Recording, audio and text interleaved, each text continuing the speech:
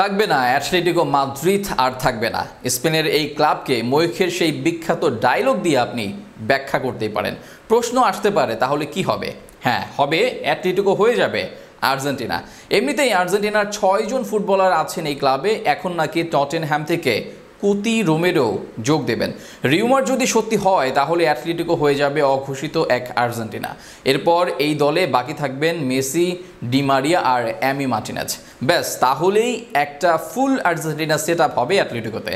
Tottenham থেকে কুতি রোমেরোর অ্যাটলেটিকোতে আসার গুঞ্জন আর ক্লাবটা আর্জেন্টিনা হয়ে যাওয়ার পসিবিলিটি নিয়ে বিস্তারিত থাকছে প্রতিবেদনে। অ্যাটলেটিকো মাদ্রিদের কোচ ডিয়েগো সিমিওনে বিশ্বের সবচেয়ে বেতন পাওয়া এই কোচের বাড়ি আর্জেন্টিনায়। তার ক্লাবে এই মুহূর্তে খেলেন 6 জন আর্জেন্টাইন ফুটবলার। স্পেনের ক্লাবটির সর্বশেষ সংযোজন ম্যান সিটি থেকে আনা হুলিয়ান আলভারেজ। কোচের যে চাহিদা সেটা পূরণও করছেন আলভা। দুর্দান্ত ফর্মে তো আছেনই, দলকে ফলাফলও এনে দিচ্ছেন প্রায় সব ম্যাচেই। তাই আলভারেজের প্রতি খুশিই থাকবেন অ্যাটলেটিকো স্বদেশি কোচ সিমিওনে। ট্রান্সফার মার্কেটে গুঞ্জন উঠেছে, এবার নাকি রোমেরোকে দলে ফেরাতে চান সিমিওনে। রোমেরোর সাথে এই বিষয়ে সিমিওনের ইতিবাচক আলোচনাও হয়েছে। আর সেটা হলে অ্যাটলেটিকো আর থাকবে না, হয়ে যাবে অঘোষিত আর্জেন্টিনা। এমনিতেই এই মুহূর্তে এই ক্লাবটায় আর্জেন্টিনার 6 ফুটবলার আছেন। রোমেরো আসলে যা বেডে দাঁড়াবে সাথে।